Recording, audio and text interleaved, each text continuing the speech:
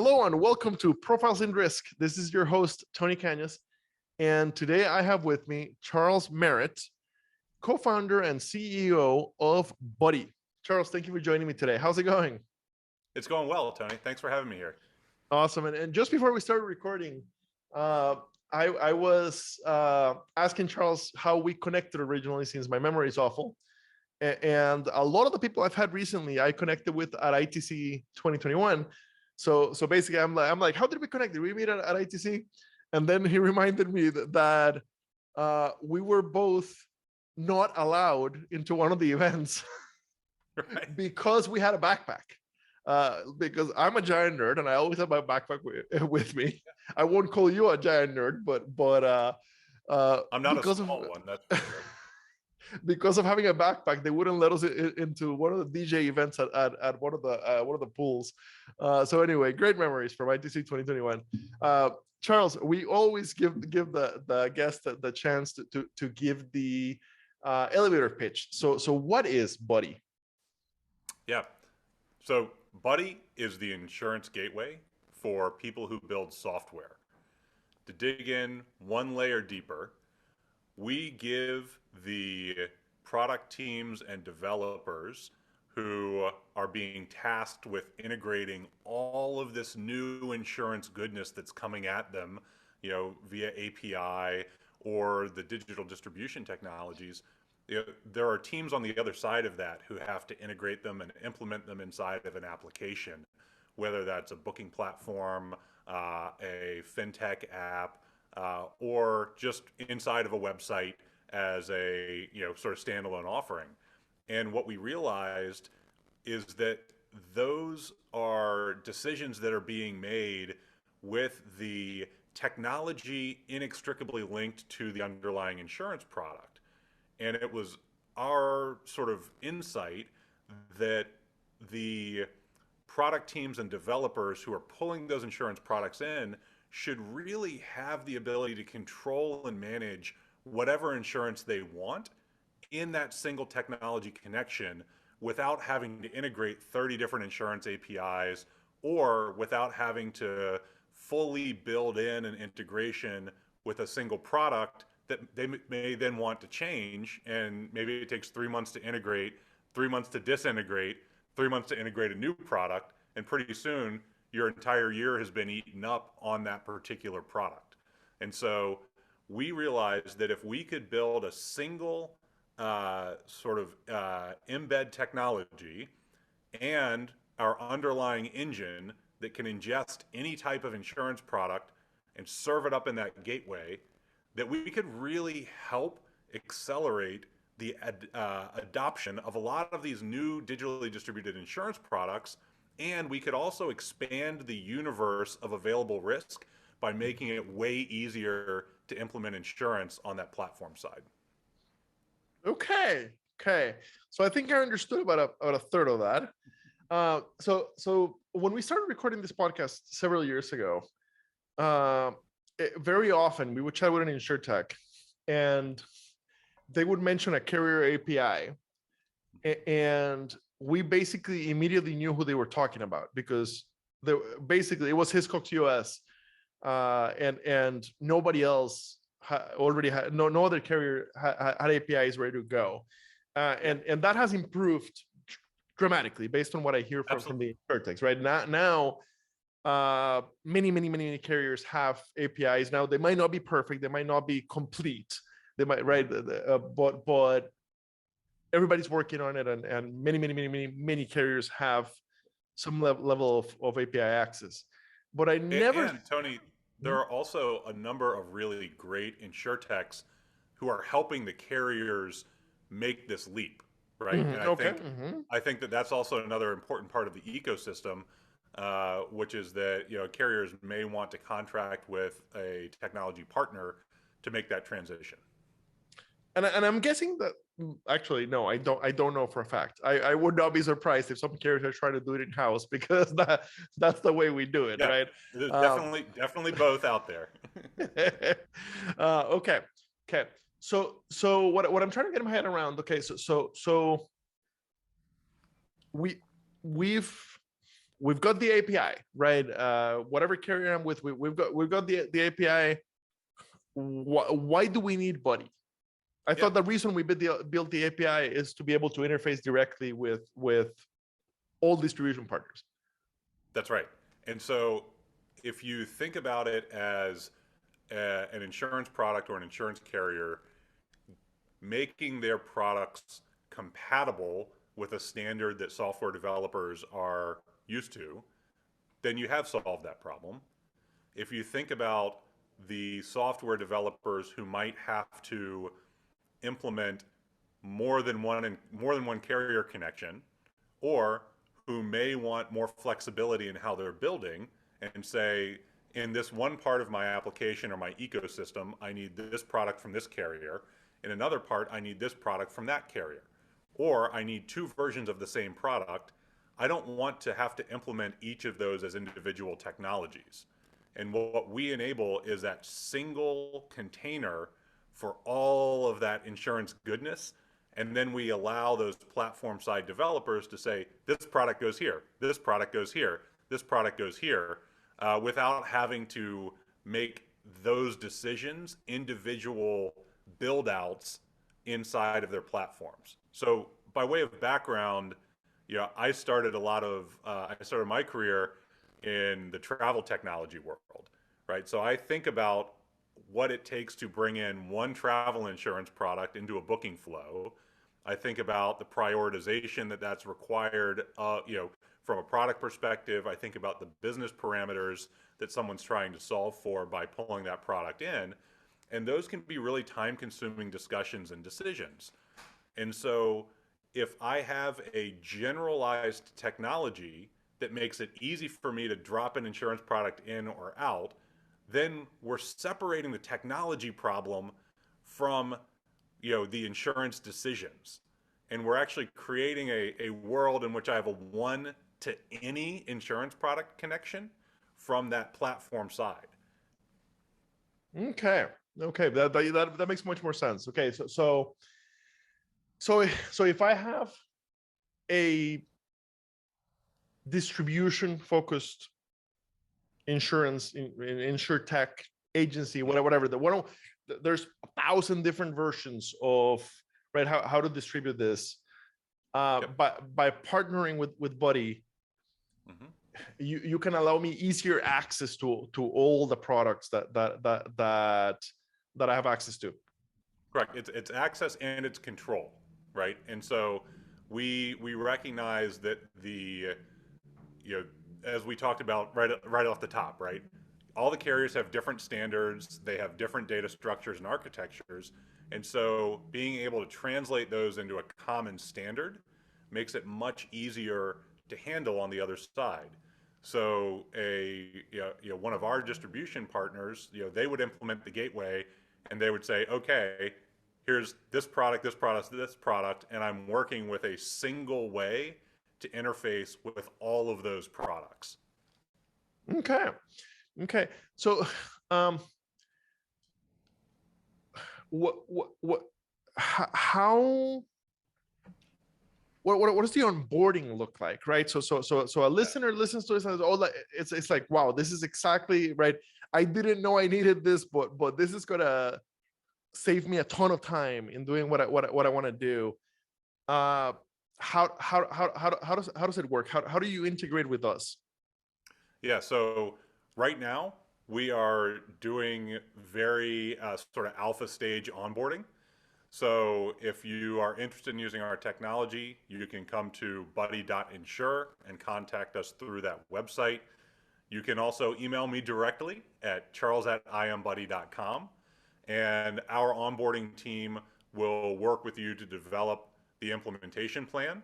And then we provide you or your product team with a couple of code snippets that you drop into your platform where you want that insurance to appear. And that is as easy as it can be installed, right? Is just copy paste that in. And if you are interested in more dynamic implementations, of course, we have webhooks, and so we can have much richer customer experience by implementing the data you have into our webhooks to pre-populate quotes, autofill some of the forms, and all of the data requirements on the product side. But we have fantastic implementation engineers on our team, and they will work and develop a custom implementation plan today. Where we're going is that you will be able to come to buddy.insure and create a sandbox account so that you can actually start playing with the gateway code even before you've chosen a product, even before things are turned live, so that you can understand how it will interact in your software environment even before you go through the process of figuring out what product you want to pull in. And so this really enables that entire implementation process to speed up, because we're starting to do things in parallel as opposed to having everything be sort of sequenced out.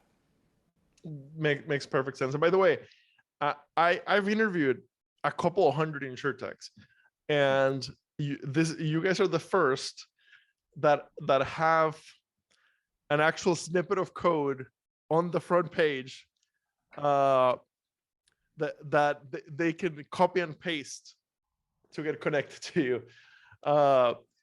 Fantastically creative. Like make it super clear how easy it will be to start interfacing with you guys. Yep. So you come from a travel insurance space. Well, I come from travel booking world, so I worked at Kayak. Yes. I worked on the right. So I have worked at companies where we had to figure out how to use insurance, right? And so seeing it from that perspective and thinking about it as like, how would I want to do this, has greatly informed our journey. And why is it being so? That's exactly what I was going to ask you. Is where did the idea come from, right? So it's basically you were a user. You were building solutions on the travel side, and interfacing with insurance was the hardest interface, basically. Yeah, well, and then so from travel, I took a detour through fintech and worked in some transactional fintech companies, and then ended up consulting for some insurance companies to help them think about what does customer experience look like for our sector in the era of the modern consumer user experience. And those things sort of led, one thing leads to another, and life is picking up all these pieces along the way, not necessarily knowing how you're going to use them. And so, in the moment that I had with my two co-founders, we realized that the way people interact with insurance is going to change, and that we could probably build something that could transform that. And we actually started our company by building our own insurance product with Lloyd's of London so that we could build the infrastructure of managing that product ourselves, so that we actually had a firsthand understanding of all the components that go in to, everything from policy management, customer management, all the service components, right? Like that is all part of our underlying system.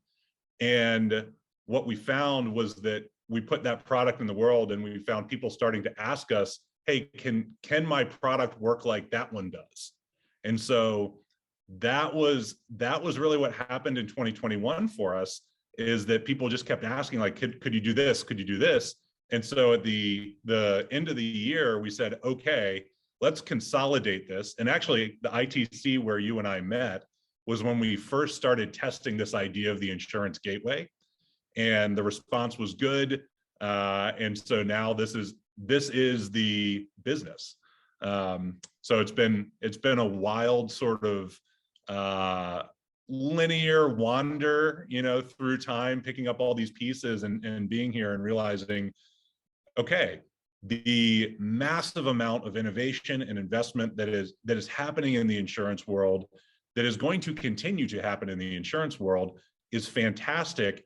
And all of those wonderfully creative products have to go somewhere and be usable on the other side.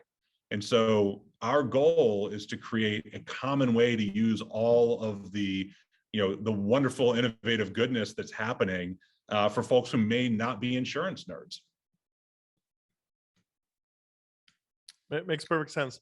I'm always curious, in any client success stories, and you're okay to not say the client names. I know often you're not allowed to say client names, so I'm just wondering if there's been any like amazing success for the clients using the service, using the product. Yeah, I think that so I have been surprised by. I'll do a surprise. How's that? So we're working with a carrier to distribute. We actually distribute a couple of products for them. Their products are compatible with our gateway, and they were working on a D2C product, sort of as an experiment. And they said, could this product just run on your gateway as its core system? And we said, yeah, we can probably do that. And so we actually found that by making insurance incredibly easy to use for not insurance people, and because we had already built the underlying infrastructure to run our own product, that we could just sort of have this very easy to onboard system. And we pulled a D2C product into it in a matter of weeks, and we're about to flip it live. So it's pretty exciting. Awesome. So you continue to find uses for the technology within the insurance space, Yep. and continue to grow it.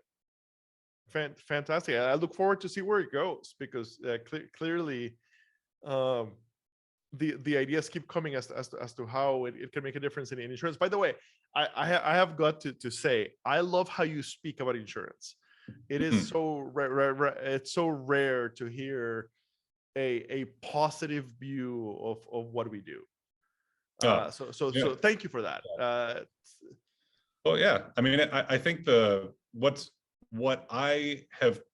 So I obviously don't come from a career in the insurance industry, but as I've started to work in and around the industry and really try to understand the underpinnings of where did this even come from, right? Like, how did we come up with the idea of insurance, right? And you go back and you start to look at some of the sort of pre-modern versions of insurance, like merchants dividing their goods evenly among all of the caravan or the ships, right? And to me, that is such a supportive human idea that I think that a lot of the institutionalization and commercialization of that idea has had all kinds of outcomes over the since 1600, right, when we sort of got into the Western-ish model of insurance. But the sort of core underpinning of it is taking care of people, right? And for me, that's what I see as such a beautiful opportunity.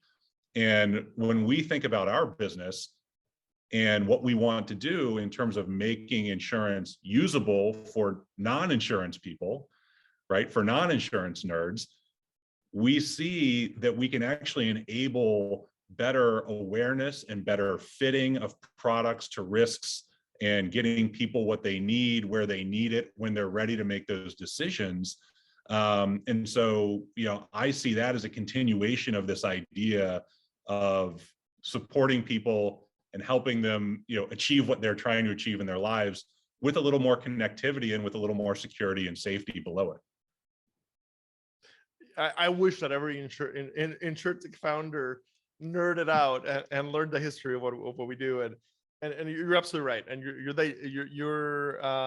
dissecting it to a great way to put it, because yes, ultimately it's what we do. We help people get back on their feet when something goes wrong, and unfortunately, because it's so heavily regulated, because it's a complicated legal contract, and because it's largely managed by antique technology before the revolution, right? It's getting better and better and better. Right. We're chipping away. Exactly, but it's gigantic, right? It's an Everest of technology debt that we need to work our way through, and the regulatory piece and the legal piece. We Yeah. have a bad rep, and unfortunately, even a lot of the insurtechs, or Mhm. no, maybe not a lot, but some of the larger insurtechs Yeah. are given to badmouth insurance as a way to market themselves, Mm. and either not realizing that the industry does a lot of great stuff with just our technology is crappy. Yeah. And I also, certainly understand, there are a couple points you made there that I think are worth bringing up, right? Which are regulatory environments. And there is also, just a history of aggregated scars and bad experiences written into every insurance product, right? So you see, like, we worked with Lloyd's to build our first product when we were originally getting started. And most of the things in there were like, okay, I understand this. I may not agree with all this, but like, I understand why this is here. But there was an explicit exclusion for running of the bulls in Pamplona. And I was like, something happened. Yeah, they had Something a happened gigantic loss. somewhere, Yeah, that was you not know? expected. Yeah, Right. that's And so those things, I see those sort of historical things being baked in, and then the regulatory pieces, I think, often can create difficulty in the mind of the consumer, because we don't talk about insurance as a state regulated product in the US, right? We talk about it as this concept, right? And we've now filed products in every state with partners to bring new products online. And we've onboarded products that our carrier partners have filed nationwide to bring them online.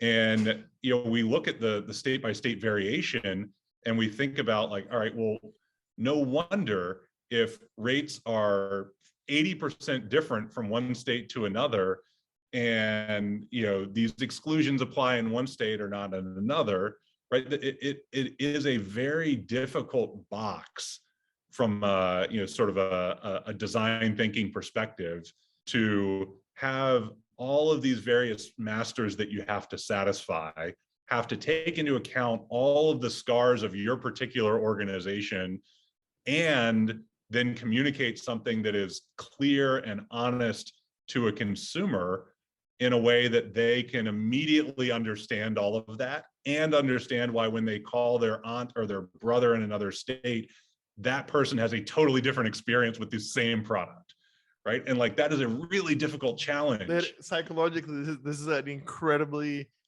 difficult product. Yeah. And if all goes well, you pay your premium, and you get to the end of the semester, or the end of the year, and you never used it, right? Like it's the only product where if things could work well, you never Right. had to use it. And of course, you felt Good outcome is a zero ROI. exactly, exactly, precisely. The good outcome is a zero ROI, which is psychologically very difficult. Absolutely. So yeah, no, it's a fascinating industry, and I truly like it is rare to run into an insurtech founder coming from the tech side who gets that. So just with that, you're in my list of favorites right there. You will forever be quoted as one of the insurtechs that really gets it. Thanks, Tony. Thank you very much. That's fantastic, Charles. Thank you for joining me today. I look forward to have you guys back as you continue to grow anytime. this thing. Anytime. In a year or two, I'd love to have you back on the show to talk about how the company has grown and the stuff that you're doing. Sounds good. And I'll see you at ITC, if not before. Will most definitely be there. Thank you. All right. Take care, Tony.